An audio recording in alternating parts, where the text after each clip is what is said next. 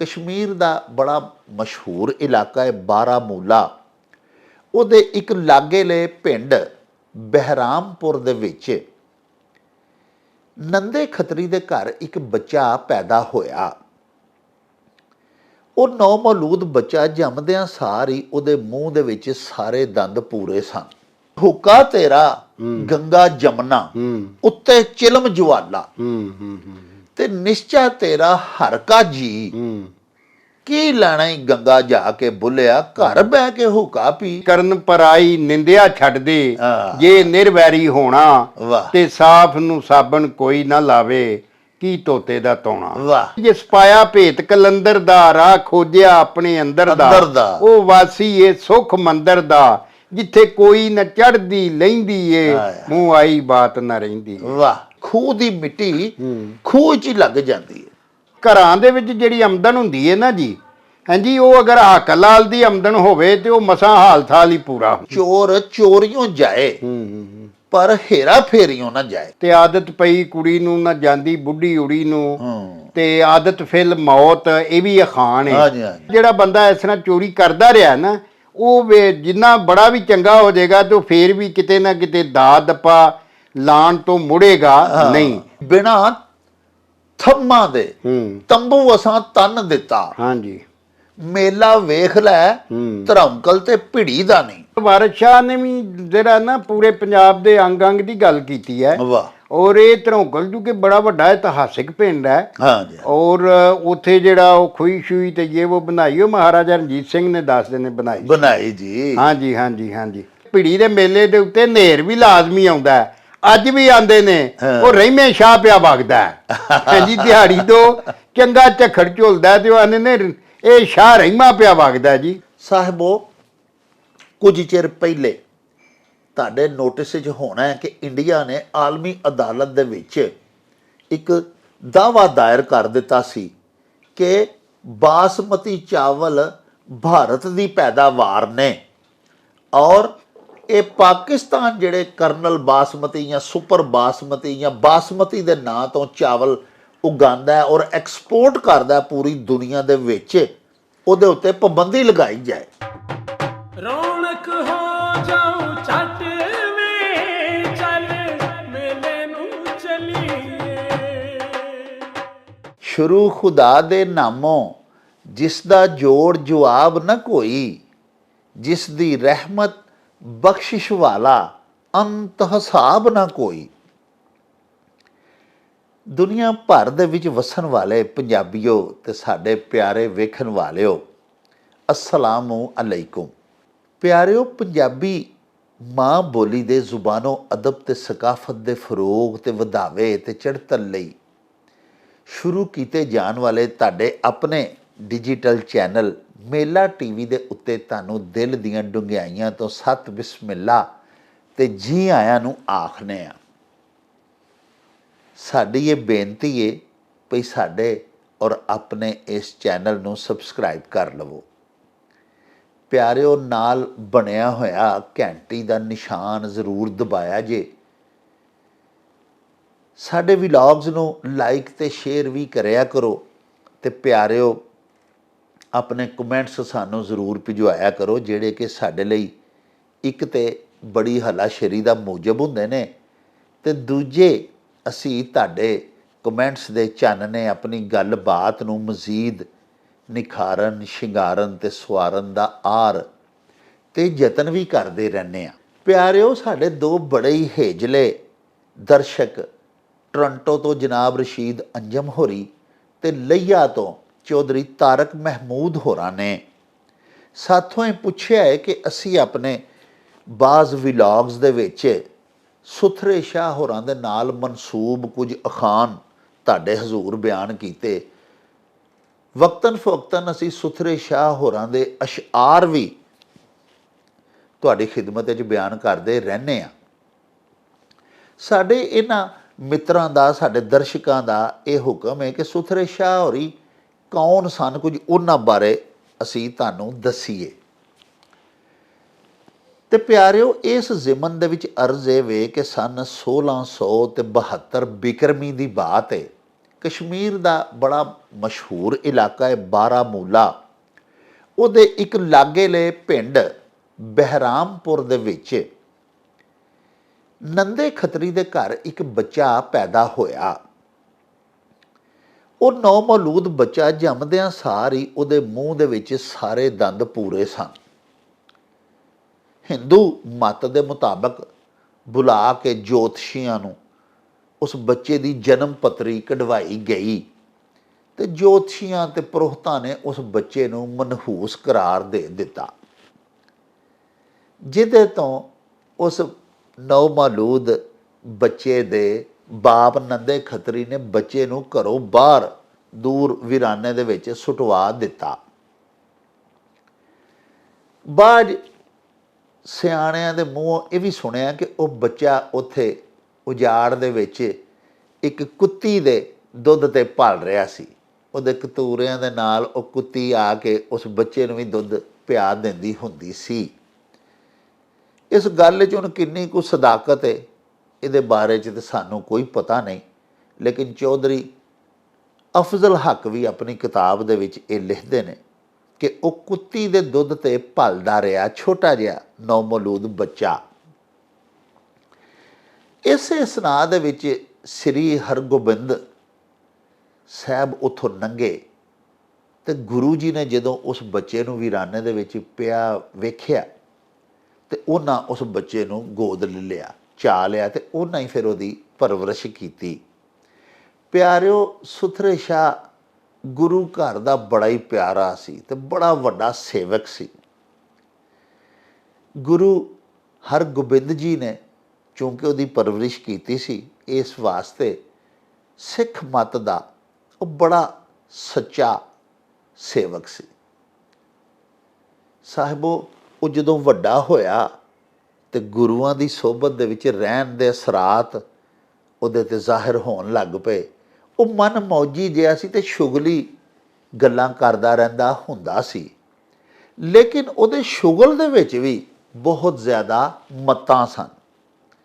ਮਿਸਾਲ ਦੇ ਤੌਰ 'ਤੇ ਅਸੀਂ ਆਪਣੇ ਇੱਕ ਵਿਲਾਗ ਦੇ ਵਿੱਚ ਸੁਥਰੇ ਸ਼ਾਹ ਜੀ ਦਾ ਇੱਕ ਸ਼ੇਰ ਤੁਹਾਡੀ ਨਜ਼ਰ ਕੀਤਾ ਸੀ। ਉਹ ਇਸ ਤਰ੍ਹਾਂ ਸੀ ਕਿ ਅੱਖ ਫਰਕਣੀ ਨਾ ਮਿਲੇ ਤੇ ਮੂੰਹ 'ਚ ਰਹੇ ਗਰਾਹ ਤੇ ਲੱਖ ਦੀ ਲਾਹਨਤ ਸੁਥਰਿਆ ਜੇ ਦਮ ਦਾ ਕਰੇ ਵਸਾ। ਯਾਨੀ ਜਦੋਂ ਬੰਦੇ ਦੀ ਮੌਤ ਆਉਂਦੀ ਹੈ ਪਿਆਰਿਓ, ਇੱਕ ਲਮਹੇ ਦੀ ਮੋਹਲਤ ਨਹੀਂ ਮਿਲਦੀ, ਅੱਖ ਝਪਕਣ ਦਾ ਟਾਈਮ ਨਹੀਂ ਦਿੱਤਾ ਜਾਂਦਾ ਮਲਾਕੁਲ ਮੌਤ ਵੱਲੋਂ। ਔਰ ਬੁਰਕੀ ਜਿਹੜੀ ਮੂੰਹ 'ਚ ਬੰਦਾ ਪਾ ਲੈਂਦਾ ਉਹ ਮੂੰਹ 'ਚ ਹੀ ਰਹਿੰਦੀ ਹੈ, ਉਹਨੂੰ ਨਿਗਲ ਨਹੀਂ ਸਕਦਾ, ਅੰਦਰ ਲੰਘਾਉਣ ਦੀ ਮੋਹਲਤ ਵੀ ਨਹੀਂ ਦਿੱਤੀ ਜਾਂਦੀ ਜਦੋਂ ਮੌਤ ਵਾਰਦ ਹੁੰਦੀ ਹੈ। ਅੱਖ ਫਰਕਣੀ ਨਾ ਮਿਲੇ ਤੇ ਮੂੰਹ 'ਚ ਰਹੇ ਗਰਾਹ, ਗਰਾਹ ਮੈਨੇ ਬੁਰਕੀ ਲੁਕਮਾ ਤੇ ਲੱਖ ਦੀ ਲਾਹਨਤ ਸੁਥਰਿਆ ਜੇ ਦਮ ਦਾ ਕਰੇ ਵਸਾ। ਹੁਣ ਤੁਸੀਂ ਦੇਖੋ ਕਿ ਕਿੱਡੇ ਸਾਦਾ ਤੇ ਆਸਾਨ ਲਫ਼ਜ਼ਾਂ ਦੇ ਵਿੱਚ ਕਿੱਡੀ ਵੱਡੀ ਮੱਤ ਪੈ ਦਿੰਦੇ ਨੇ ਕਿ ਕੀ ਦਮ ਦਾ ਵਸਾ, ਕੀ ਦਮ ਦਾ ਭਰੋਸਾ ਯਾਰ, ਦਮ ਆਵੇ ਨਾ ਆਵੇ। ਸੋ ਪਿਆਰਿਓ, ਸੁਥਰੇ ਸ਼ਾਹ ਇੱਕ ਕਲੰਦਰੀ ਤਰੀਕੇ ਦੇ ਫਕੀਰ ਸਨ, ਅੱਲਾ ਦੇ ਦੋਸਤ ਸਨ। ਤਾਲੁਕ ਔਰ ਅਸਰਾਤ ਉਹਨਾਂ ਦੀ ਸ਼ਖਸੀਅਤ ਦੇ ਉੱਤੇ ਸਿੱਖ ਮਤ ਦੇ ਜ਼ਿਆਦਾ ਸਨ, ਲੇਕਿਨ ਲੁਕਾਈ ਵਾਸਤੇ ਹਮੇਸ਼ਾ ਭਲੇ ਦੀਆਂ ਤੇ ਮਤ ਦੀਆਂ ਗੱਲਾਂ ਕਰਦੇ ਰਹੇ ਤੇ ਅੱਲਾ ਪਾਕ ਦੇ ਬੰਦਿਆਂ ਨੂੰ ਉਹਨਾਂ ਦੀ ਹਕੀਕਤ ਸਾਰੀ ਹਯਾਤੀ ਯਾਦ ਕਰਵਾਉਂਦੇ ਰਹੇ।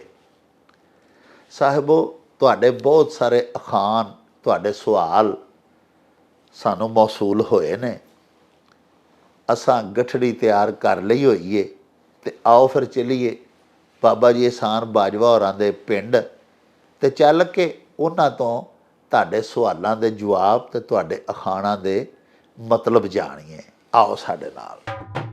ਰੌਣਕ ਹੋ ਜਾਊ ਛੱਟ ਵੇ ਚੱਲ ਮੇਲੇ ਨੂੰ ਚਲੀਏ। अस्सलामु अलैकुम जनाबे अली। जी वालेकुम सलाम जनाब डॉक्टर साहब जी आनू जी खैर होवे जी। बड़ी मेहरबानी जी बाजवा साहब, बड़ी तुहाडी नवाजिश जी खैर होवे। अच्छा हजूर, साडे बड़े ही प्यारे मित्र, जी कोई साडा ऐसा विलाग हुंदा जिहदे वास्ते ਉਹ ਸਾਨੂੰ ਕੋਈ ਅਖਾਣ ਨਹੀਂ ਭਜਵਾਉਂਦੇ, ਕੋਈ ਕੰਮ ਦੀ ਗੱਲ, ਕੋਈ ਪੰਜਾਬੀ ਮਾਂ ਬੋਲੀ ਦੀ ਉਹਦੀ ਤਰੱਕੀ ਤੇ ਵਧਾਵੇ ਦੇ ਵਿੱਚ ਹਿੱਸਾ ਨਹੀਂ ਪਾਉਂਦੇ। ਇੰਡੀਆ ਤੋਂ ਸਰ ਕਰਮਜੀਤ ਸਿੰਘ ਜੀ ਤੇ ਯਸ਼ਪਾਲ ਸਿੰਘ ਸਹਿਗਲ, ਵਾਹ ਜੀ ਵਾਹ, ਤੁਸੀਂ ਜਾਣਦੇ ਹੋ ਹੁਣ ਤੇ ਨਾਂ ਸਾਨੂੰ ਜ਼ੁਬਾਨੀ ਯਾਦ ਹੋ ਗਿਆ। ਹਾਂਜੀ ਹਾਂਜੀ, ਸਾਡੇ ਮਿੱਤਰ ਨੇ ਤੇ ਸ਼ਹੀਦ ਉਦਮ ਸਿੰਘ ਦੇ ਸ਼ਹਿਰ ਤੋਂ ਉਹਨਾਂ ਜਨਾਬ ਨਿਜ਼ਾਮਦੀਨ ਜੀ ਦਾ ਇੱਕ ਭਜਵਾਇਆ ਸੀ। ਕੁਝ ਹੋਰ ਵੀ ਮਿੱਤਰਾਂ ਨੇ, ਉਹਨਾਂ ਦੇ ਨਾਮ ਮੈਨੂੰ ਇਸ ਵੇਲੇ ਨਹੀਂ ਪਾਉਂਦੇ, ਉਹ ਵੀ ਇੰਡੀਆ ਤੋਂ ਹੀ ਸਨ।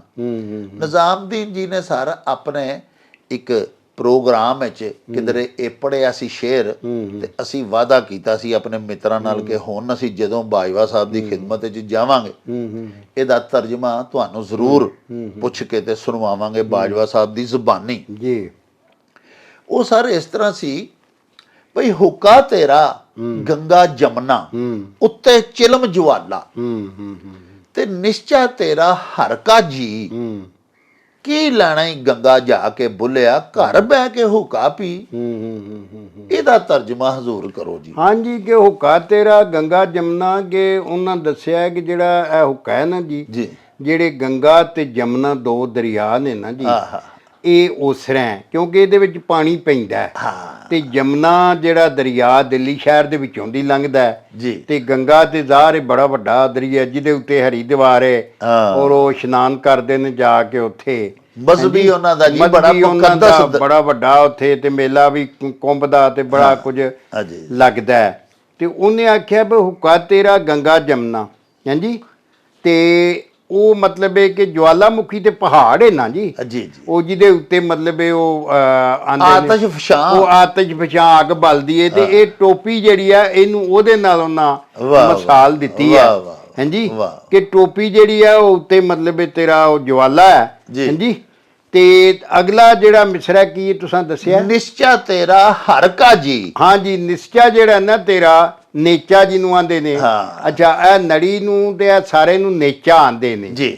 ਇਹ ਤੇਰਾ ਐਵੇਂ ਕਿ ਹਰ ਹਰ ਅੱਗੇ ਜੀ ਜੀ ਕਰ। ਵਾਹ, ਹਾਂਜੀ, ਜਿਵੇਂ ਹੁਕਾ ਹਰ ਇੱਕ ਦੇ ਮੂੰਹ ਨੂੰ ਲਾਈਦਾ ਤੇ ਤਸਕੀਨ ਦਿੰਦਾ, ਉਹ ਬੋਲਣ ਲੱਗ ਪੈਂਦਾ, ਉਹ ਬੋਲਣ ਲੱਗ ਪੈਂਦਾ। ਇਸ ਤਰ੍ਹਾਂ ਹੀ ਹਰ ਹਰੀ ਨੂੰ ਵੀ ਆਂਦੇ ਨੇ, ਹਰੀ ਮੈਨਾ ਮਾਲਕ, ਤੇ ਹਰ ਇੱਕ ਨੂੰ ਜੀ ਜੀ ਕਰ। ਤੇਰਾ ਜਿਹੜਾ ਨੇਚਾ ਨਾ, ਜਿਵੇਂ ਉਹ ਬੋਲਦੀ ਹੈ ਨਾ, ਹੁਕਾ ਬੋਲਦਾ, ਹਾਂਜੀ, ਸੂਟਾ ਲਾਇਆ, ਇੰਜੀ ਤੂੰ ਉਹਦਾ ਜ਼ਿਕਰ ਕਰ, ਤੇ ਹਰ ਹਰ ਦਾ, ਹਰ ਹਰ ਦੇ ਮਤਲਬ ਉਹਦਾ ਮਾਲਕ ਦਾ ਹਰ ਵੇਲੇ ਜ਼ਿਕਰ ਕਰਦਾ ਰਹੋ, ਹਾਂਜੀ, ਔਰ ਉਹਦੇ ਜ਼ਿਕਰ ਦੇ ਵਿੱਚ ਰਹੋ, ਹਾਂਜੀ, ਹਰ ਵੇਲੇ ਚੱਤੇ ਪੈਰ। ਵਾਹ, ਕੀ ਕਰਨਾ ਹੈ ਗੰਗਾ ਜਾ ਕੇ, ਹਾਂਜੀ, ਬੁੱਲਿਆ ਘਰ ਬਹਿ ਕੇ ਹੁਕਾ। ਤੇ ਫਿਰ ਤੈਨੂੰ ਕਿਤੇ ਗੰਗਾ ਜਾਣ ਦੀ ਲੋੜ ਵੀ ਨਹੀਂ, ਜਦੋਂ ਤੂੰ ਸਾਫ਼ ਹੋ ਗਿਓ। ਰੌਲਾ ਤੇ ਸਾਰਾ ਇਹੀ ਹੈ, ਹਾਂਜੀ। ਉਹ ਮੇਰੀ ਇੱਕ ਨਜ਼ਮ, ਮੇਰਾ ਇੱਕ ਸ਼ੇਰ ਹੈ ਪੂਰਨ ਬਾਣੀ ਦਾ, ਕਿ ਕਰਨ ਪਰਾਈ ਨਿੰਦਿਆ ਛੱਡ ਦੇ, ਜੇ ਨਿਰਵੈਰੀ ਹੋਣਾ, ਤੇ ਸਾਫ਼ ਨੂੰ ਸਾਬਣ ਕੋਈ ਨਾ ਲਾਵੇ, ਕੀ ਤੋਤੇ ਦਾ ਤੋਣਾ। ਵਾਹ, ਤੋ ਇਹ ਮੱਤ ਦਿੱਤੀ ਹੈ ਬੁੱਲੇ ਸ਼ਾਹ ਜੀ ਨੇ ਕਿ ਇਹ ਸਾਰਾ ਕੁਝ ਅੰਦਰ ਹੈ, ਹਾਂਜੀ। ਇਸ ਅੰਦਰ ਨੂੰ ਉਹ ਇਹ ਵੀ ਤੇ ਫਰਮਾਉਂਦੇ ਨੇ, ਜੇ ਸਪਾਇਆ ਭੇਤ ਕਲੰਦਰ ਦਾ, ਰਾਹ ਖੋਜਿਆ ਆਪਣੇ ਅੰਦਰ ਦਾ, ਉਹ ਵਾਸੀ ਏ ਸੁਖ ਮੰਦਰ ਦਾ, ਜਿੱਥੇ ਕੋਈ ਨਾ ਚੜ੍ਹਦੀ ਲੈਂਦੀ ਏ, ਮੂੰਹ ਆਈ ਬਾਤ ਨਾ ਰਹਿੰਦੀ। ਵਾਹ, ਲੋ ਜੀ ਪਿਆਰਿਓ, ਹੁਕਾ ਤੇਰਾ ਗੰਗਾ ਜਮਨਾ ਤੇ ਉੱਤੇ ਚਿਲਮ ਜਵਾਲਾ, ਤੇ ਨਿਸ਼ਚਾ ਤੇਰਾ ਹਰ ਕਾ ਜੀ, ਕੀ ਲੈਣਾ ਹੀ ਗੰਗਾ ਜਾ ਕੇ ਬੁੱਲਿਆ ਘਰ ਬਹਿ ਕੇ ਹੁਕਾ ਪੀ। ਸਾਡੇ ਹਿੰਦੂ ਭਰਾ ਗੰਗਾ ਜਾ ਕੇ ਇਸ਼ਨਾਨ ਕਰਦੇ ਨੇ, ਤੇ ਉਹਨਾਂ ਦੇ ਮਜ਼ਹਬੀ ਅਕੀਦੇ ਮੁਤਾਬਕ ਕਿ ਜਦੋਂ ਉੱਥੇ ਤਾਰੀ ਲਾ ਕੇ ਨਹਾ ਲੈਂਦੇ ਨੇ, ਤੇ ਉਹ ਸਾਰੇ ਆਪਣੇ ਗੁਨਾਹਾਂ ਸ਼ੁਨਾਹਾਂ ਤੋਂ ਪਾਕ ਹੋ ਜਾਂਦੇ, ਪਾਪ ਝੜ ਜਾਂਦੇ ਨੇ, ਪਾਪ ਉਹਨਾਂ ਦੇ ਝੜ ਜਾਂਦੇ ਨੇ। ਜਿਵੇਂ ਅਸੀਂ ਪਿਆਰਿਓ ਹੱਜ ਕਰਨ ਜਾਂਦੇ ਹਾਂ, ਤੇ ਸਾਡਾ ਪਾਕ ਦੀਨ ਵੀ ਇਹੀ ਫਰਮਾਉਂਦੇ ਨੇ, ਸਾਡੇ ਨਬੀ ਪਾਕ ਵੀ, ਵੀ ਉੱਥੇ ਜਾ ਕੇ ਬੰਦਾ ਇੱਕ ਵਾਰੀ ਫੇਰ ਇਸ ਤਰ੍ਹਾਂ ਹੀ ਹੋ ਜਾਂਦਾ ਜਿਵੇਂ ਮਾਂ ਦੇ ਪੇਟ 'ਚੋਂ ਪੈਦਾ ਹੋਇਆ ਸੀ। ਹੁੱਕਾ ਇੱਕ ਤਮਸੀਲ ਹੈ, ਹੁੱਕੇ ਦੀਆਂ ਸਾਰੀਆਂ ਗੱਲਾਂ ਬਾਜਵਾ ਸਾਹਿਬ ਵੀ ਦੱਸੀਆਂ, ਔਰ ਹੁੱਕੇ ਦੇ ਪਾਰਟਸ ਵੀ ਦੱਸੇ। ਇਹਦੇ ਤੋਂ ਇਹ ਵੀ ਮੁਰਾਦ ਹੈ ਕਿ ਜਿਵੇਂ ਹੁੱਕੇ ਦੇ ਵਿੱਚ ਪਾਣੀ ਵੀ ਹੈ, ਤੇ ਉੱਤੇ ਜਵਾਲਾ ਵੀ ਹੈ, ਅੱਗ ਵੀ ਹੈ, ਤੇ ਇਸੇ ਤਰ੍ਹਾਂ ਬੰਦਾ ਜਿਹੜਾ ਨਾ ਜੀ, ਬੰਦੇ ਦੇ ਜਿਸਮ ਦੇ ਵਿੱਚ ਵੀ ਗੁੱਸਾ ਵੀ ਹੈ, ਆਤਸ਼ ਵੀ ਹੈ, ਔਰ ਨਰਮੀ ਵੀ ਹੈ, ਠੰਡ ਵੀ ਹੈ, ਪਾਣੀ ਵੀ ਹੈ, ਸਭ ਕੁਝ ਅੰਦਰ ਹੀ ਹੈ। ਤੇ ਸਿਰਫ ਨਿਸ਼ਚਾ ਤੇਰੀ ਇਹ ਹੋਣੀ ਚਾਹੀਦੀ ਹੈ ਵੀ ਮੈਂ ਹਰ ਇੱਕ ਦੇ ਕੰਮ ਆਵਾਂ। ਨਿਸ਼ਚਾ ਤੋਂ ਇੱਕ ਮੁਰਾਦ ਇਹ ਵੀ ਹੈ ਨਾ ਕਿ ਇਰਾਦਾ, ਸੋਚ, ਖਿਆਲ, ਅਜ਼ਮ ਬੰਦੇ ਦਾ ਇਹ ਹੋਣਾ ਚਾਹੀਦਾ ਕਿ ਮੈਂ ਕਿਸੇ ਦੇ ਕੰਮ ਆਵਾਂ। ਹਰ ਇੱਕ ਦੀ ਮੈਂ, ਜਿਵੇਂ ਹਰ ਕਾਜੀ ਹਰ ਇੱਕ ਦਾ ਦਿਲ ਲੁਭਾਉਣ ਦੀ ਕੋਸ਼ਿਸ਼ ਕਰਨਾ, ਹਰ ਇੱਕ ਨੂੰ ਰਾਜ਼ੀ ਕਰਨ ਦੀ। ਤੇ ਫਿਰ ਆਖਦੇ ਨੇ ਵੀ ਕੀ ਜਾਣਾ ਹੀ ਗੰਗਾ ਜਾ ਕੇ ਬੁੱਲਿਆ, ਯਾਨੀ ਤੇਰੇ ਦੇ ਅੰਦਰ ਗੰਗਾ ਵਗਦੀ ਪਈ ਹੈ। ਘਰ ਬਹਿ ਕੇ ਹੁੱਕਾ ਪੀ, ਘਰ ਬਹਿ ਕੇ ਤੂੰ ਇਹ ਹੁੱਕੇ ਤੋਂ ਹੀ ਸਬਕ ਸਿੱਖ। ਹੁੱਕੇ ਤੋਂ ਸਬਕ ਲੈ ਕੇ ਇਹਦੇ ਵਿੱਚ ਜਿਵੇਂ ਸਭ ਕੁਝ ਚੱਲਦਾ, ਇਹਦੇ ਵਿੱਚ ਪਾਣੀ ਵੀ ਹੈ, ਇਹਦੇ ਵਿੱਚ ਅੱਗ ਵੀ ਹੈ, ਲੇਕਿਨ ਇਹ ਕੀ ਕਰਦਾ ਕਿ ਜਿੰਨੇ ਬੰਦੇ ਆਉਂਦੇ ਨੇ ਸਾਰਿਆਂ ਬੰਦਿਆਂ ਨੂੰ ਤਸਕੀਨ ਦਿੰਦਾ। ਜਿਹੜੇ ਹੁੱਕੇ ਦੇ ਠਰਕੀ ਹੁੰਦੇ ਨੇ ਉਹ ਆ ਕੇ ਹੁੱਕਾ ਪੀਂਦੇ ਨੇ, ਉਹਨਾਂ ਨੂੰ ਇੱਕ ਤਰ੍ਹਾਂ ਦੀ ਇੱਕ ਗੁਨਾ ਤਸਕੀਨ ਮਿਲਦੀ ਹੈ ਪਿਆਰਿਓ। ਤੇ ਜਿਵੇਂ ਇਹ ਹਰ ਇੱਕ ਦੀ ਤਸਕੀਨ ਕਰਦਾ, ਅੱਲਾ ਦੇ ਬੰਦਿਆ ਤੂੰ ਵੀ ਹਰ ਇੱਕ ਦੀ, ਹਰ ਇੱਕ ਦੇ ਵਾਸਤੇ ਬਾਇਸ ਰਾਹਤ, ਬਾਇਸ ਸਕੂਨ ਬਣ ਜਾ।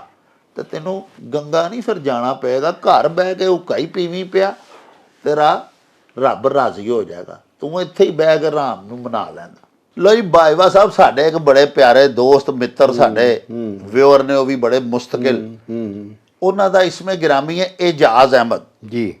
ਉਹ 2-3 ਦਿਨ ਪਹਿਲੇ ਆਪਣੇ ਵਲੌਗ ਦੇ ਵਿੱਚ ਅਸੀਂ ਜਾਨਵਰਾਂ ਦਾ ਜ਼ਿਕਰ ਕੀਤਾ ਸੀ। ਸਰਵਰ ਪੀਰ ਦੀ ਕੱਕੀ ਦਾ, ਮਿਰਜ਼ੇ ਦੀ ਬੱਕੀ ਦਾ, ਰਾਜਾ ਰਸਾਲੂ ਦੇ ਘੋੜੇ ਨੀਲੇ ਦਾ। ਉਹਦੇ ਵਿੱਚ ਮੈਂ ਆਖਿਆ ਸੀ ਕਿ ਅਕਬਰ ਬਾਦਸ਼ਾਹ ਦਾ ਹਾਥੀ ਮੌਲਾ ਬਖਸ਼ ਹੁੰਦਾ ਸੀ। ਉਹ ਇਜਾਜ਼ ਅਹਿਮਦ ਸਾਹਿਬ ਜਿਹੜੇ ਸਾਡੇ ਦਰਸ਼ਕ ਨੇ, ਸਾਡੇ ਵਿਊਅਰ ਨੇ, ਉਹਨਾਂ ਮੇਰੀ ਤਸਹੀਹ ਕੀਤੀ ਹੈ। ਉਹਨਾਂ ਆਖਿਆ ਕਿ ਜੀ ਉਹ ਬਹਾਦਰ ਸ਼ਾਹ ਜ਼ਫਰ ਦਾ ਹਾਥੀ ਸੀ, ਅਕਬਰ ਬਾਦਸ਼ਾਹ ਦਾ ਨਹੀਂ ਸੀ। ਹਾਂਜੀ, ਬਹਾਦਰ। ਅਸੀਂ ਜਨਾਬ ਉਹਨਾਂ ਦੇ ਬੜੇ ਮਸ਼ਹੂਰ ਹਾਂ ਜੀ, ਬਿਲਕੁਲ। ਕਿ ਵੇਖੋ ਜੀ ਇਹ ਇਲਮੀ ਅਦਬੀ ਪ੍ਰੋਗਰਾਮ ਛੋਟਾ ਮੋਟਾ ਵੇਖੋ ਜੀ, ਕਿਤੇ ਕੋ ਭੁੱਲ ਭੁਲੇਖਾ ਕਿਸੇ ਜ਼ਬਾਨ ਵੀ ਟਪਲਾ ਖਾ ਜਾਂਦੀ ਹੈ, ਨਹੀਂ ਵੀ ਹੁੰਦੀ ਹੈ, ਛੋਟਾ ਮੋਟਾ ਫਿਰ ਇਨਸਾਨ ਵੀ ਹੈ, ਇਨਸਾਨ ਵੀ ਕੁਛ ਕਿਤੇ ਅੱਗਾ ਪਿੱਛਾ। ਇਹ ਤੇ ਹੁਣ ਉਹਨਾਂ ਨੂੰ ਇਜਾਜ਼ ਸਾਹਿਬ ਨੂੰ ਸੋਚਣਾ ਚਾਹੀਦਾ ਨਾ, ਅਸੀਂ ਵਡੇਰੇ ਵੀ ਹੋਏ, ਬੁੱਢੇ ਬੰਦੇ। ਜਿਸ ਤਰ੍ਹਾਂ ਉਹ ਕਾਲੋਂ ਸਾਹਿਬ ਨੇ ਦੱਸਿਆ, ਦੁਲਮ ਕਾਲਮ ਵਾਲਿਆਂ ਨੇ ਵੀ ਜ਼ਮੀਨ ਉਹ ਬਿਕਰਮ ਸਿੰਘ ਨੇ 28 ਮਰਬੇ ਦੱਸੀ ਸੀ। ਹਾਂਜੀ ਹਾਂਜੀ ਹਾਂਜੀ। ਤੇ ਉਹ ਮੈਨੂੰ ਮਤਲਬ ਇਹ ਹੈ ਕਿ ਮੇਰਾ ਖਿਆਲ ਹੈ, ਜਾਂ ਮੈਨੂੰ ਸੁਣਨ ਚ ਭੁਲੇਖਾ, ਮੈਨੂੰ ਚੌਧਰੀ ਮੁਬਸ਼ਰ ਅਹਿਮਦ ਨੇ ਕਾਦਰਾਬਾਦ ਦਾ ਸਾਡੇ ਫੁੱਫੀ ਦੇ ਬੇਟੇ ਨੇ ਦੱਸਿਆ ਸੀ। ਤਾਂ ਮੈਨੂੰ ਕਿਤੇ ਸੁਣਨ ਚ ਹੋ ਸਕਦਾ ਭੁਲੇਖਾ ਲੱਗਾ ਹੋਇਆ ਕਿ 18 ਮਰਬੇ ਸੀ ਜਾਂ 28 ਮਰਬੇ। ਹਾਂਜੀ ਹਾਂਜੀ। ਇਹ ਦੂਸਰੀ ਗੱਲ ਵੀ ਜਿਹੜੀ ਬਾਜਵਾ ਸਾਹਿਬ ਫਰਮਾਈਏ ਉਹ ਇਸ ਤਰ੍ਹਾਂ ਹੈ ਕਿ ਚੌਧਰੀ ਮੁਨੀਰ ਅਹਿਮਦ ਕਾਲੂ, ਉਹਨਾਂ ਸਾਨੂੰ ਦੁਲਮ ਕਾਲੂਆਂ ਤੋਂ ਫੋਨ ਕੀਤਾ ਤੇ ਉਹਨਾਂ ਫਰਮਾਇਆ ਭਈ ਜਿਹੜਾ ਜੰਮੂ ਦੇ ਰਾਜਾ ਜੀ ਸਨ, ਰਾਜਾ ਬਿਕਰਮ, ਉਹਨਾਂ ਦੀਆਂ ਰਾਣੀਆਂ ਨੂੰ ਚੌਧਰੀ ਕਾਦਰ ਬਖਸ਼ ਜਦੋਂ ਇੱਥੇ ਰੱਖਿਆ ਆਪਣੇ ਕੋਲ ਮਹਿਮਾਨ, ਤੇ ਉਹਨਾਂ 28 ਮਰਬੇ ਜ਼ਮੀਨ ਦਿੱਤੀ ਸੀ ਚੌਧਰੀ ਕਾਦਰ ਬਖਸ਼ ਨੂੰ। ਅਸੀਂ ਆਪਣੇ ਵਲੌਗ ਦੇ ਵਿੱਚ ਨਾ ਬਾਜਵਾ ਸਾਹਿਬ ਨੇ ਉਦੋਂ ਨੇ ਫਰਮਾਇਆ ਸੀ ਵੀ 18 ਮਰਬੇ ਦਿੱਤੀ ਸੀ। ਉਹ ਬਹਰਹਾਲ ਬਾਜਵਾ ਸਾਹਿਬ ਪੈ ਫਰਮਾਉਂਦੇ ਨੇ ਕਿ ਸ਼ਾਇਦ ਮੈਨੂੰ ਸੁਣਨ ਤੋਂ ਕੋਈ ਭੁਲੇਖਾ ਲੱਗ ਗਿਆ ਹੋਵੇ। ਬਾਜਵਾ ਸਾਹਿਬ ਨੇ ਵੀ ਉੱਥੇ ਆਪਣੀ ਪੁੱਫੀ ਦੇ ਬੇਟੇ ਚੌਧਰੀ ਮੁਬਸ਼ਰ ਕਾਲੂ ਕੋਲੋਂ ਇਹ ਗੱਲ ਸੁਣੀ ਸੀ। ਬਹਰਹਾਲ ਗੁਜ਼ਾਰਿਸ਼ ਇਹ ਵੇ ਕਿ ਅਸਾਂ ਤੇ ਜੋ ਸੁਣਿਆ ਹੁੰਦਾ, ਬਾਜ਼ ਇਲਮ ਹੁੰਦੇ ਨੇ ਕਿਤਾਬੀ, ਬਾਜ਼ ਇਲਮ ਹੁੰਦੇ ਨੇ ਇਕਤਸਾਬੀ, ਬਾਜ਼ ਸੀਨਾ ਬਸੀਨਾ ਗੱਲਾਂ ਟਰੈਵਲ ਕਰਦੀਆਂ ਨੇ, ਤੁਸਾਂ ਸਾਨੂੰ ਦਸੀਆਂ, ਅਸਾਂ ਅੱਗੋਂ ਬਿਆਨ ਕਰ ਦਿੱਤੀਆਂ। ਤੇ ਇਸਲਾਹ ਜਿਹੜੀ ਕੋਈ ਸਾਡੀ ਕਰਦਾ ਹੈ, ਅਸੀਂ ਉਹਨਾਂ ਦੀ ਬੜਾ ਇਹਤਰਾਮ ਕਰਨੇ ਆ, ਸਾਨੂੰ ਕੋਈ ਗੁੱਸਾ ਨਹੀਂ ਲੱਗਦਾ, ਬਲਕਿ ਕਰਿਆ ਕਰੋ। ਅਸੀਂ ਆਪਣੇ ਸਾਰੇ ਦੋਸਤਾਂ ਮਿੱਤਰਾਂ ਨੂੰ ਇਹ ਗੁਜ਼ਾਰਿਸ਼ ਕਰਾਂਗੇ, ਇਹ ਤਰਲਾ ਸਾਡਾ, ਇਹ ਬੇਨਤੀ ਹੈ ਭਈ ਕਿਤੇ ਸਾਨੂੰ ਇਸਲਾਹ ਦੀ ਜ਼ਰੂਰਤ ਤੁਸੀਂ ਸਮਝੋ ਤੇ ਸਾਡੀ ਕਰਿਆ ਕਰੋ ਪਿਆਰਿਓ। ਅਸੀਂ ਮਾਂ ਬੋਲੀ ਦੇ ਸੇਵਕ ਹਾਂ। ਇਹ ਪ੍ਰੋਗਰਾਮ ਬਾਜਵਾ ਸਾਹਿਬ ਦੀਆਂ ਇਲਮੀ ਗੱਲਾਂ ਤੁਹਾਡੇ ਤਾਈਂ ਪਹੁੰਚਾਉਣ ਵਾਸਤੇ ਅਸਾਂ ਮੇਲਾ ਲਾਇਆ ਹੋਇਆ ਹੈ ਤੇ ਇਹ ਪ੍ਰੋਗਰਾਮ ਸ਼ੁਰੂ ਕੀਤਾ ਹੋਇਆ ਹੈ। ਤੇ ਕਿਧਰੇ ਅਗਰ ਤੁਸੀਂ ਸਮਝੋ ਵੀ ਤੁਹਾਡੀ ਜਾਚੇ ਕੋਈ ਗੱਲ ਗਲਤ ਹੈ ਤੇ ਉਹ ਸਾਨੂੰ ਪਲੀਜ਼ ਦੱਸਿਆ ਕਰੋ। ਦੂਸਰੀ ਇੱਕ ਗੁਜ਼ਾਰਿਸ਼ ਹੋਰ ਅਸੀਂ ਤੁਹਾਡੇ ਹਜ਼ੂਰ ਇਹ ਕਰਨਾ ਚਾਹੁੰਦੇ ਹਾਂ ਕਿ ਬਾਜਵਾ ਸਾਹਿਬ ਦੱਸਿਆ ਕਿ ਉਹ ਆਪਣੇ ਹੱਥੀਂ ਖੇਤੀਬਾੜੀ ਕਰਦੇ ਰਹੇ ਨੇ, ਵਾਹੀ ਬੀਜੀ ਕਰਦੇ ਰਹੇ ਨੇ। ਉਹਨਾਂ ਹੱਲ ਦੇ ਪੰਜਾਲੀ ਦੇ ਜਿਹੜੇ ਸਾਰੇ ਹਿੱਸੇ ਬਿਆਨ ਕੀਤੇ ਸਨ, ਉਹ ਸਾਡੇ ਇੱਕ ਬੜੇ ਪਿਆਰੇ ਦੋਸਤ, ਸਾਡੇ ਬੜੇ ਦਿਲੋਂ ਅਸੀਂ ਉਹਨਾਂ ਨੂੰ ਸਹਿਬ ਮੰਨਦੇ ਹਾਂ, ਬੜਾ ਸਾਡੇ ਨਾਲ ਪਿਆਰ ਕਰਦੇ ਨੇ, ਅਮਜਦ ਅਲੀ ਬਾਗ ਫਿਰਦੌਸੀ ਸਾਹਿਬ। ਉਹਨਾਂ ਵੀ ਜਵਾਬ ਵਿੱਚ ਸਾਨੂੰ ਆਖਿਆ ਕਿ ਉਹ ਵੀ ਵਾਈ ਬੀਜੀ ਹੱਥੀਂ ਕਰਦੇ ਰਹੇ ਨੇ, ਪਰ ਉਹਨਾਂ ਆਪਣੇ ਇਲਾਕੇ ਦੇ ਵਿੱਚ ਆਪਣੀ ਬੋਲੀ ਦੇ ਵਿੱਚ ਜਿਹੜੇ ਹੱਲ ਪੰਜਾਲੀ ਦੇ ਮੁਖਤਲਿਫ ਨਾਂ ਸਨ ਨਾ ਜੀ, ਉਹਨਾਂ ਆਪਣੇ ਦੱਸੇ ਵੀ ਸਾਡੇ ਇਲਾਕੇ 'ਚ ਇਹ ਆਖਿਆ ਜਾਂਦਾ ਸੀ, ਹੱਲ ਦੇ ਮੁਖਤਲਿਫ ਜਿਹੜੇ ਜੁਜ਼ ਨੇ ਉਹਨਾਂ ਨੂੰ।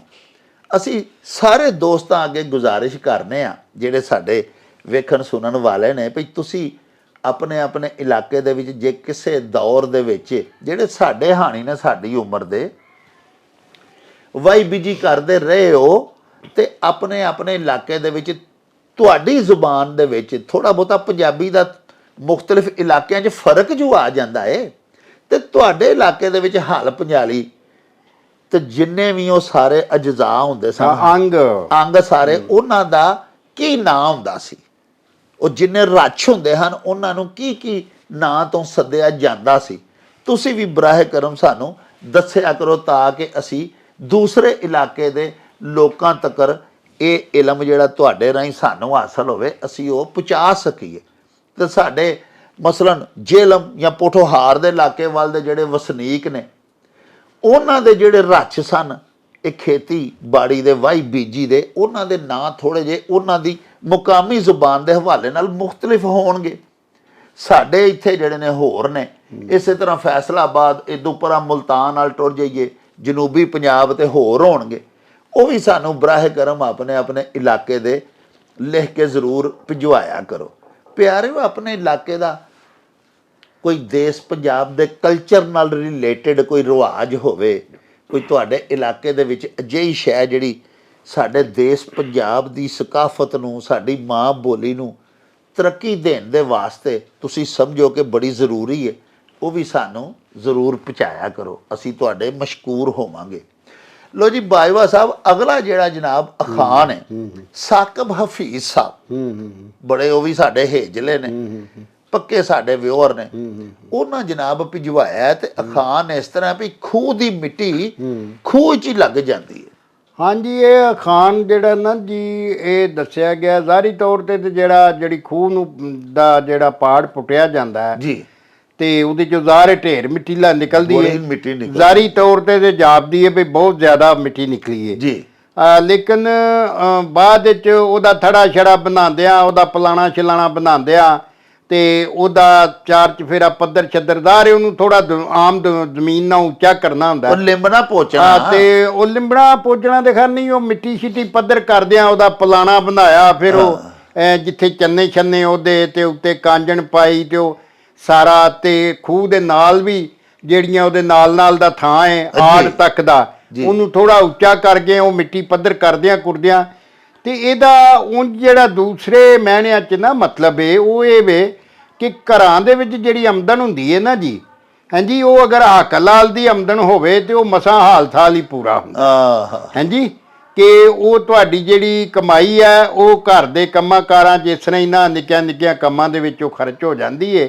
ਤੇ ਉੱਥੇ ਫਿਰ ਲੋਕੀ ਆਉਂਦੇ ਨੇ, ਸੁਣਾਓ ਜੀ, ਤੋਂ ਆਉਂਦੇ ਨੇ ਯਾਰ ਖੂਹ ਦੀ ਮਿੱਟੀ ਖੂਹ ਹੀ ਲੱਗ ਜਾਂਦੀ ਹੈ, ਮੇਰੀ ਜਿਹੜੀ ਕਮਾਈ ਹੈ ਜਾਂ ਮੇਰੀ ਜਿਹੜੀ ਤਨਖਾਹ ਹੈ ਉਹ ਸਾਰੀ ਮਤਲਬ ਘਰ 'ਚ ਲੱਗ ਜਾਂਦੀ ਹੈ, ਬੱਚਤ ਬੜੀ ਥੋੜੀ ਹੁੰਦੀ ਹੈ। ਵਾਹ ਵਾਹ, ਹਾਂਜੀ, ਤੋ ਇਹ ਦਾ ਮਤਲਬ ਹੈ। ਲੋ ਜੀ ਸਾਹਿਬ, ਖੂਹ ਦੀ ਮਿੱਟੀ ਖੂਹ 'ਚ ਹੀ ਲੱਗ ਜਾਂਦੀ ਹੈ।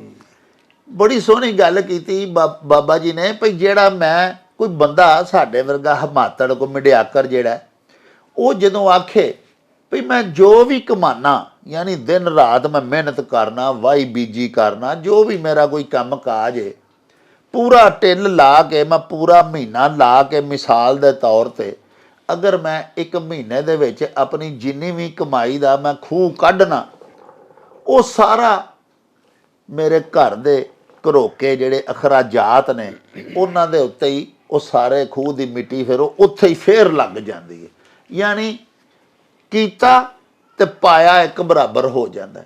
ਉੱਥੇ ਇਹੋ ਜਿਹਾ ਅਖਾਨ, ਇਹ ਅਖਾਨ ਬੋਲਿਆ ਜਾਂਦਾ ਹੈ। ਬਾਜਵਾ ਸਾਹਿਬ, ਸ਼ਹਿਬਾਜ਼ ਅਹਿਮਦ ਸਾਹਿਬ ਸਾਡੇ ਦਰਸ਼ਕ ਨੇ ਜੀ, ਉਹ ਪੈ ਫਰਮਾਉਂਦੇ ਨੇ ਵੀ ਚੋਰ ਚੋਰੀਓਂ ਜਾਏ ਪਰ ਹੇਰਾ ਫੇਰੀਓ ਨਾ ਜਾਏ। ਇਹਦਾ ਮਤਲਬ ਇਹ ਹੀ ਹੈ ਕਿ ਚੋਰ ਜਿਹੜਾ ਹੈ ਉਹ ਬੜਾ ਚਾਤਰ ਹੁੰਦਾ ਹੈ, ਤੇ ਜਿਹਨੂੰ ਚੋਰੀ ਕਰਨ ਦੀ ਆਦਤ ਪੈ ਜਾਂਦੀ ਏ, ਤੇ ਆਦਤ ਪਈ ਕੁੜੀ ਨੂੰ ਨਾ ਜਾਂਦੀ ਬੁੱਢੀ ਉੜੀ ਨੂੰ, ਤੇ ਆਦਤ ਫਿਰ ਮੌਤ, ਇਹ ਵੀ ਅਖਾਣ ਹੈ। ਹਾਂਜੀ ਹਾਂਜੀ ਹਾਂਜੀ।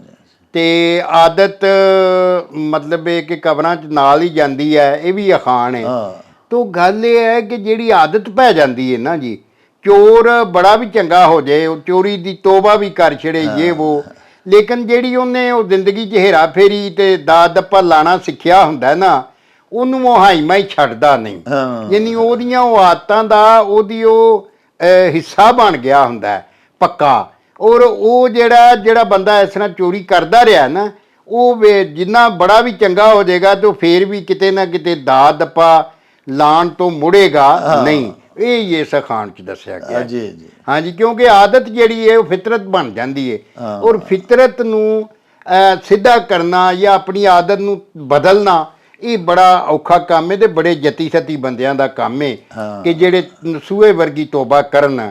ਤੇ ਜਿਹੜੇ ਮਤਲਬ ਵੇਖੋ ਨਾ, ਚੋਰੀ ਕਰਨ ਵਾਸਤੇ ਲਿੰਗ ਪੈਰ ਵੀ ਤਗੜੇ ਹੋਣੇ ਚਾਹੀਦੇ ਨੇ।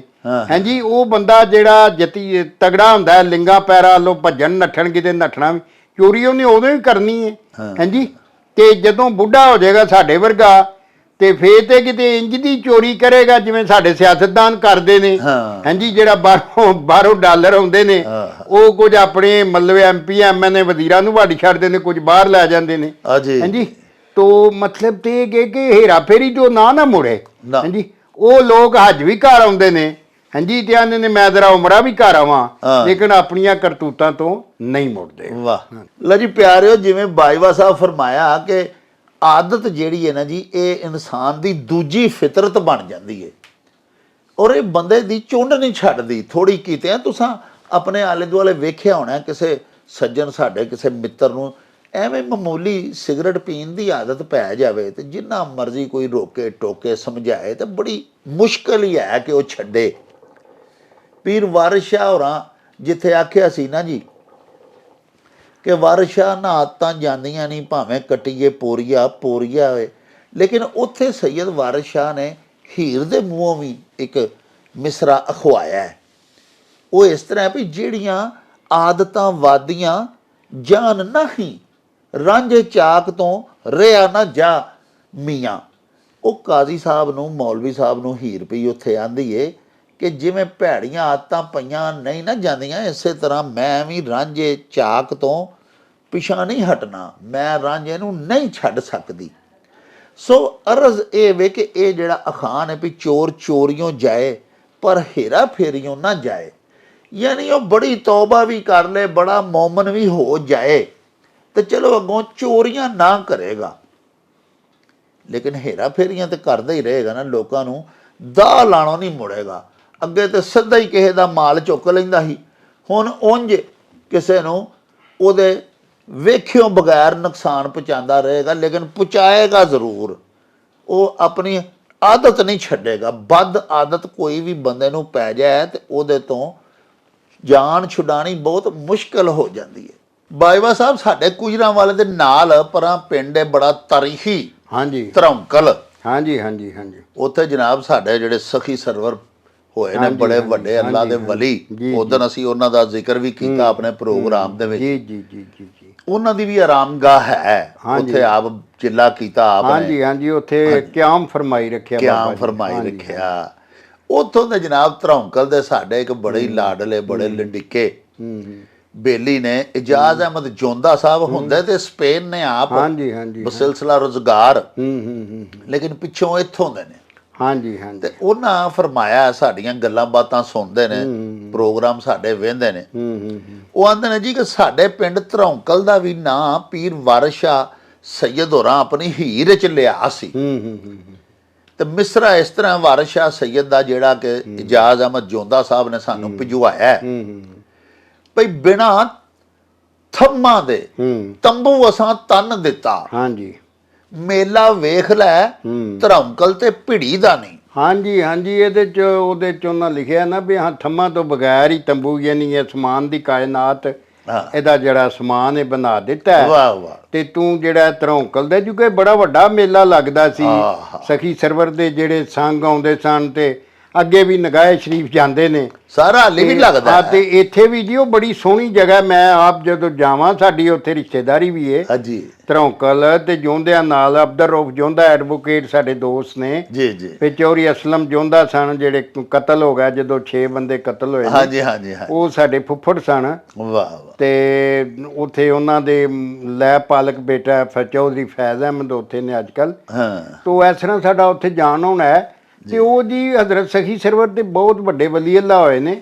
ਤੇ ਹਜ਼ਰਤ ਵਾਰਿਸ ਸ਼ਾਹ ਨੇ ਵੀ ਜਿਹੜਾ ਨਾ ਪੂਰੇ ਪੰਜਾਬ ਦੇ ਅੰਗ ਅੰਗ ਦੀ ਗੱਲ ਕੀਤੀ ਹੈ। ਵਾਹ। ਔਰ ਇਹ ਧਰੋਂਕਲ ਜੋ ਕਿ ਬੜਾ ਵੱਡਾ ਇਤਿਹਾਸਿਕ ਪਿੰਡ ਹੈ। ਹਾਂਜੀ। ਔਰ ਉੱਥੇ ਜਿਹੜਾ ਉਹ ਖੂਹੀ ਸ਼ੂਈ ਤੇ ਇਹ ਉਹ ਬਣਾਈ ਉਹ ਮਹਾਰਾਜਾ ਰਣਜੀਤ ਸਿੰਘ ਨੇ ਦੱਸਦੇ ਨੇ ਬਣਾਈ ਜੀ। ਹਾਂਜੀ ਹਾਂਜੀ ਹਾਂਜੀ। ਸਰ ਬਾਜਵਾ ਸਾਹਿਬ ਸਿਆਲਕੋਟ ਦੇ ਇੱਕ ਬੜੇ ਵੱਡੇ ਅੱਲਾਹ ਪਾਕ ਦੇ ਵਲੀ ਬੜੇ ਬਰਗਜ਼ੀਦਾ ਹੋਏ ਨੇ ਹਕੀਮ ਖਾਦਮ ਅਲੀ ਸਾਹਿਬ। ਜੀ ਜੀ ਜੀ। ਜਿਨ੍ਹਾਂ ਦਾ ਉੱਥੇ ਹਕੀਮ ਖਾਦਮ ਅਲੀ ਰੋਡ ਵੀ ਹੈ ਜੀ। ਹਾਂਜੀ ਅੱਜ ਕੱਲ ਸਾਰੀ ਪੁੱਟੀ ਹੈ। ਅੱਛਾ। ਉੱਪਰਾਂ ਨੂੰ ਜਾਂਦੀ ਹੈ ਨਾ ਬੋਧਪੁਰ ਨੂੰ, ਮੁਰਾਦਪੁਰ ਨੂੰ, ਤੇ ਉਹਦਾ ਸਾਰਾ ਉਹ ਮੁਰੰਮਤ ਚ ਉਹ ਬਣਾ ਰਹੇ ਨੇ, ਨਵੀਂ ਬਣ ਰਹੀ ਹੋਣੀ। ਜੀ ਜੀ। ਪਰ ਹਕੀਮ ਖਾਦਮ ਅਲੀ ਬੜੇ ਮੁਤਕਿਦ ਸਨ। ਹਾਂਜੀ ਹਾਂਜੀ। ਉਹਨਾਂ ਇੱਥੇ ਮਸਜਿਦ ਬਣਵਾਈ। ਉਹਨਾਂ ਇੱਥੇ ਆ ਕੇ ਨਾ ਜੀ ਜਿੱਥੇ ਕਿਆਮ ਗਾਹ ਹੈ ਨਾ ਹਜ਼ਰਤ ਸਖੀ ਸਰਵਰ। ਮੇਰੇ ਅੱਬਾ ਜੀ ਅੱਲਾ ਜੰਨਤ ਨਸੀਬ ਕਰੇ, ਉਹ ਆਂਦੇ ਸਨ ਕਿ ਮੈਂ ਜਾਂਦਾ ਹੁੰਦਾ ਸਨ ਕੋਈ ਦੁਆ ਦਾਰੂ ਲੈਣ ਲਈ ਨਾ ਹਕੀਮ ਖਾਦਮ ਅਲੀ ਸਾਹਿਬ ਕੋਲ। ਵਾਹ। ਤੇ ਬੜੇ ਵੱਡੇ ਜਲ ਹਕੀਮ ਸਨ ਤੇ ਬੜੇ ਵਲੀ ਅੱਲਾ ਵੀ ਹੋਏ। ਅੱਲਾ ਦੇ ਵਲੀ। ਹਾਂਜੀ। ਆ ਤੇ ਭਿੜੀ ਸ਼ਾਹ ਰਹਿਮਾਨ ਜਿਹੜਾ ਹੈ, ਅੱਛਾ ਅੱਛਾ, ਦੂਜਾ ਲਫ਼ਜ਼ ਹੈ ਭਿੜੀ ਦਾ ਨਹੀਂ। ਹਾਂ। ਭਿੜੀ ਸ਼ਾਹ ਰਹਿਮਾਨ ਜਿਹੜੀ ਹਾਫਜ਼ਾਬਾਦ ਰੋਡ ਦੇ ਉੱਤੇ। ਜੀ ਜੀ। ਹਾਂਜੀ। ਉਹ ਵੀ ਜਿਹੜਾ ਹਜ਼ਰਤ ਸ਼ਾਹ ਰਹਿਮਾਨ ਬੜਾ ਵੱਡਾ ਮੇਲਾ ਉੱਥੇ ਵੀ ਲੱਗਦਾ। ਜੀ ਜੀ। ਭਿੜੀ ਦਾ ਮੇਲਾ ਉਹਨੂੰ ਆਂਦੇ ਨੇ। ਉਹਦੇ ਵਿੱਚ ਵੀ ਸੰਗ ਜਿਹੜੇ ਨੇ ਹੁਣ ਵੀ ਬੜੇ ਬੜੇ ਦੂਰੋਂ ਆਉਂਦੇ ਨੇ। ਤੇ ਮੈਂ ਇੱਕ ਦੋ ਦਫਾ ਵੇਖਿਆ ਕਿ ਉੱਥੇ ਬੰਡਾਲੇ ਮੈਂ ਬੱਚੀਆਂ ਕੋ ਗਿਆ ਸਾਂ ਤੇ ਉੱਥੇ ਰਾਤ ਨੂੰ ਸੰਗ ਆਇਆ ਸੀ ਤੇ ਉਹਦੇ ਖੋਰੇ ਕੋ ਕਿੰਨੇ 100 ਬੰਦਾ ਸੀ, ਘੋੜਿਆਂ ਤੇ ਟਾਂਗਿਆਂ ਤੇ। ਉਹ ਫਿਰ ਇਹਨਾਂ ਦੇਗਾਂ ਚਾੜੀਆਂ ਤੇ ਉਹ ਜਨਾਬ ਉੱਥੋਂ ਸਵੇਰੇ ਫਿਰ ਉਹ ਜਾਣਾ ਸੀ। ਉਹ ਮਲੰਗਾਂ ਨੂੰ ਖਵਾਉਂਦੇ ਨੇ। ਹਾਂਜੀ ਹਾਂਜੀ। ਸਖੀ ਸਰਵਰ ਦੇ ਮਲੰਗ ਨੇ। ਹਾਂਜੀ ਹਾਂਜੀ। ਔਰ 1100 ਸਾਲ ਤੋਂ ਸੰਗ ਚੱਲ ਰਹੇ ਜੇ। ਹਾਂਜੀ। ਬੜਾ ਭਿੜੀ ਦਾ ਵੀ ਤੇ ਦੋਵਾਂ ਦੇ ਬੜਾ ਪੁਰਾਣਾ ਮੇਲੇ ਲੱਗ ਰਹੇ ਨੇ। ਵਾਹ। ਹਾਂਜੀ। ਵਾਹ ਜੀ ਵਾਹ। ਭਿੜੀ ਦੇ ਬਾਰੇ ਤੇ ਖਾਸ ਕਰ ਇੱਕ ਮਸ਼ਹੂਰ ਸੀ ਗੱਲ ਕਿ ਨਾਵੀਂ ਜੇਠ ਦੀ ਉਹਨਾਂ ਦਾ ਮੇਲਾ ਲੱਗਦਾ ਜੀ। ਤੇ ਕਣਕ ਦੀ ਵਾਢੀ ਉਦੋਂ ਹੁੰਦੀ ਸੀ ਪਈ ਤੇ ਲੋਕਾਂ ਨੇ ਫਲਿਆਂ ਨਾਲ ਪੈਲੀਆਂ ਵਾਹਣੀਆਂ ਗਾਣੀਆਂ ਹੁੰਦੀਆਂ ਸਨ ਉਹ ਕਣਕਾਂ। ਤੇ ਉਹ ਕਿਸੇ ਨੇ ਆਖਿਆ ਜੀ ਮੇਲਾ ਰੱਖਣ ਲੱਗੇ ਉਹ ਤੇ ਉਦੋਂ ਤੇ ਮਤਲਬ ਯਾਨੀ ਲੋਕਾਂ ਦੀ ਕਣਕ ਹੁੰਦੀ ਹੈ, ਲੋਕੀ ਰੁੱਝੇ ਹੁੰਦੇ ਨੇ। ਉਹਨਾਂ ਆਖਿਆ ਮੈਂ ਕਿਸੇ ਨੂੰ ਬੰਨ ਖੋਲਣ ਨਹੀਂ ਦਿਆਂਗਾ। ਔਰ ਭਿੜੀ ਦੇ ਉੱਤੇ, ਭਿੜੀ ਦੇ ਮੇਲੇ ਦੇ ਉੱਤੇ ਹਨੇਰ ਵੀ ਲਾਜ਼ਮੀ ਆਉਂਦਾ ਹੈ। ਅੱਜ ਵੀ ਆਂਦੇ ਨੇ। ਉਹ ਰਹਿਮੇ ਸ਼ਾਹ ਪਿਆ ਵਗਦਾ ਹਾਂਜੀ। ਦਿਹਾੜੀ ਤੋਂ ਚੰਗਾ ਝੱਖੜ ਝੁਲਦਾ ਤੇ ਉਹ ਆਂਦੇ ਨੇ ਇਹ ਸ਼ਾਹ ਰਹਿਮਾ ਪਿਆ ਵਗਦਾ ਜੀ। ਅੱਜ ਵੀ ਗੱਲ ਮਸ਼ਹੂਰ ਹੈ। ਉਹ ਭਿੜੀ ਸ਼ਾਹ ਜਿਹੜੇ ਸਰ ਭਿੜੀ ਸ਼ਾਹ ਦੇ ਇਲਾਕੇ ਦਾ ਨਾਂ ਹੈ ਨਾ। ਹਾਂਜੀ ਹਾਂਜੀ। ਉਹ ਜਿਹੜੇ ਉੱਥੇ ਬਜ਼ੁਰਗ ਨੇ ਹਾਂਜੀ ਜਿਨ੍ਹਾਂ ਨੂੰ ਆਂਦੇ ਨੇ ਰਹਿਮੇ ਸ਼ਾਹ ਪਿਆ ਵਗਦਾ, ਉਹਨਾਂ ਦਾ ਨਾਂ ਸੀ ਸ਼ਾਹ ਰਹਿਮਾਨ ਨੂੰ ਰਹਿਮੇ ਸ਼ਾਹ ਪੰਜਾਬੀ ਚ ਜਿਵੇਂ ਨਾ। ਹਾਂਜੀ ਹਾਂਜੀ ਹਾਂਜੀ। ਬੜੇ ਕਰਨੀ ਵਾਲੇ ਬਜ਼ੁਰਗ ਉਹ ਵੀ ਹੋਏ ਨੇ। ਇਹ ਜਿਹੜੇ ਨੇ ਸਖੀ ਸਰਵਰ ਸਰਕਾਰ ਇਹ ਵੀ ਬੜੇ ਨਾਮੀ ਬੜੀ ਵੱਡੀ ਹਸਤੀ ਹੋਏ ਨੇ। ਲੋ ਜੀ ਪਿਆਰਿਓ, ਬਾਜਵਾ ਸਾਹਿਬ ਨੇ ਬੜੀ ਸੋਹਣੀ ਵੰਡ ਕੀਤੀ। ਜੋਂਦਾ ਸਾਹਿਬ ਨੇ ਜਿਹੜਾ ਪੀਰ ਵਾਰਿਸ ਸ਼ਾਹ ਦਾ ਮਿਸਰਾ ਭਿਜਵਾਇਆ ਸੀ। ਮੈਂ ਇੱਥੇ ਸਿਰਫ ਇੰਨੀ ਗੱਲ ਆਖਣੀ ਚਾਹਾਂਗਾ ਕਿ ਪੀਰ ਵਾਰਿਸ ਸ਼ਾਹ ਦੀ ਹੀਰ ਨੂੰ ਇਨਸਾਈਕਲੋਪੀਡੀਆ ਆਫ ਪੰਜਾਬ ਆਖਿਆ ਜਾਂਦਾ ਹੈ।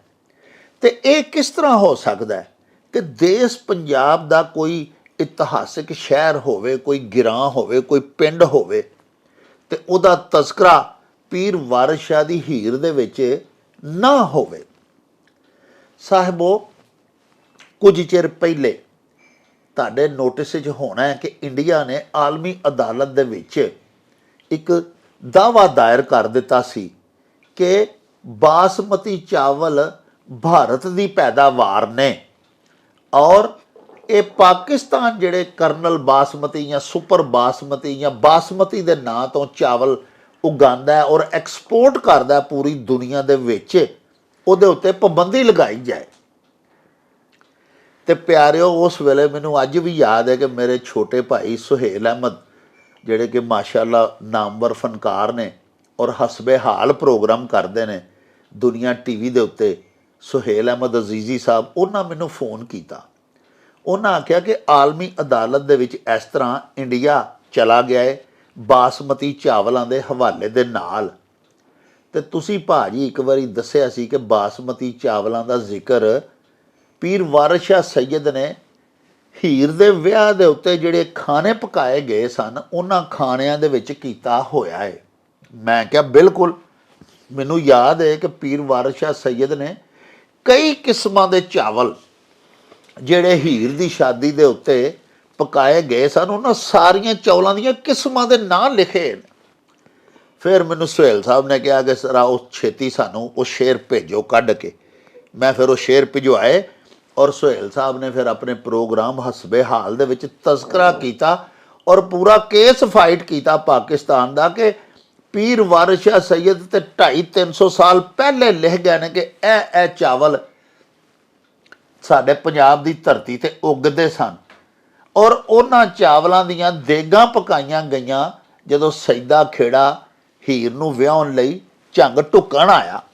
ਔਰ ਉਹ ਸਾਰੇ ਚਾਵਲ ਮੁਖਤਲਿਫ ਉਹਨਾਂ ਦੀਆਂ ਕਿਸਮਾਂ ਜਿਹੜੀਆਂ ਸੈਯਦ ਵਾਰਿਸ ਸ਼ਾਹ ਆਪਣੀ ਕਿਤਾਬ ਵਿੱਚ ਇੰਨੇ 100 ਸਾਲ ਪਹਿਲੇ ਲਿਖ ਗਏ ਨੇ ਉਹ ਆਪਣੇ ਪ੍ਰੋਗਰਾਮ ਵਿੱਚ ਬਿਆਨ ਕਰਕੇ ਸੁਹੇਲ ਅਹਿਮਦ ਸਾਹਿਬ ਹੋਰਾਂ ਨੇ ਵੀ ਭਾਰਤ ਨੂੰ ਝੂਠਾ ਸਾਬਤ ਕੀਤਾ ਕਿ ਭਾਰਤ ਤੇ ਅੱਜ ਦਾਅਵੇ ਕਰਦਾ ਫਿਰਦਾ ਇਹ ਸੁਪਰ ਬਾਸਮਤੀ ਤੇ ਸਾਰੀਆਂ ਬਾਸਮਤੀਆਂ ਸਾਡੇ ਪੰਜਾਬ ਦੀ ਧਰਤੀ ਤੇ 300 ਸਾਲ ਪਹਿਲੇ ਵੀ ਉੱਗਦੀਆਂ ਹੁੰਦੀਆਂ। ਪਿਆਰਿਓ, ਇਹਦੇ ਨਾਲ ਹੀ ਸਾਡੇ ਅੱਜ ਦੇ ਵਿਲਾਗ ਦਾ ਵੇਲਾ ਮੁੱਕ ਗਿਆ ਹੈ। ਹੁਣ ਲਵਾਂਗੇ ਤੁਹਾਡੇ ਤੋਂ ਇਜਾਜ਼ਤ। ਲੈਓ ਯਾਰ ਹਵਾਲੇ ਰੱਬ ਦੇ ਤੇ ਮੇਲੇ 4 ਦਿਨਾਂ ਦੇ। ਉਸ ਦਿਨ ਈਦ ਮੁਬਾਰਕ ਹੋਸੀ ਜਿਸ ਦਿਨ ਫੇਰ ਮਿਲਾਂਗੇ। ਰੱਬ ਰਾਖਾ ਤੇ ਅੱਲਾ ਬੇਲੀ।